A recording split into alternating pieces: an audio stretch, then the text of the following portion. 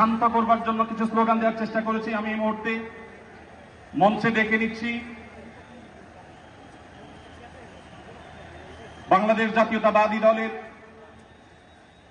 স্থায়ী কমিটির সদস্য জনাব সালাউদ্দিন আহমদ। জনাব সালাউদ্দিন আহমদকে আমি মঞ্চে আসার জন্য বিনীতভাবে অনুরোধ করছি। এবারে আমি অনুরোধ করছি মঞ্চে আসার জন্য দৈনিক আমার দেশ সম্পাদক জনাব মাহমুদুর রহমানকে। এবার আমি অনুরোধ করছি মঞ্চে আসার জন্য বাংলাদেশ জামাত ইসলামীর সেক্রেটারি জেনারেল অধ্যাপক মিয়া গোলাম পরোয়ার।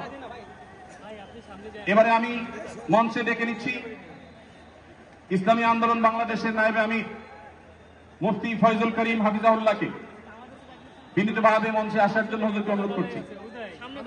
এবার আমি মঞ্চে আসার জন্য অনুরোধ করছি বাংলাদেশ খেলাফত মজলিসের মাননীয় আমির জনাব মাওলানা মামুনুল হক হাফিজাহুল্লাহকে মঞ্চে আসার জন্য বিনীতভাবে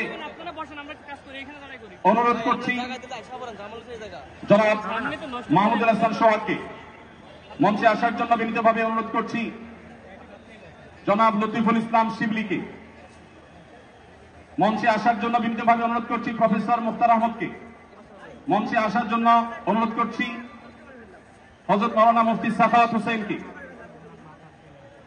মঞ্চে আসার জন্য বিনীতভাবে অনুরোধ করছি হেফাজত ইসলাম বাংলাদেশের মহাসচিব হযরত মাওলানা সাজিদুল ইসলাম সাহেব হাফিজাহুল্লাহকে মঞ্চে আসার জন্য অনুরোধ করছি এনসিপির অন্যতম নেতা জনাব হাসনাত আব্দুল্লাহকে মঞ্চে আসার জন্য অনুরোধ করছি জনাব নুরুল হক নূর ভাইকে, গণ অধিকার পরিষদের নুরুল হক নূর ভাইকে।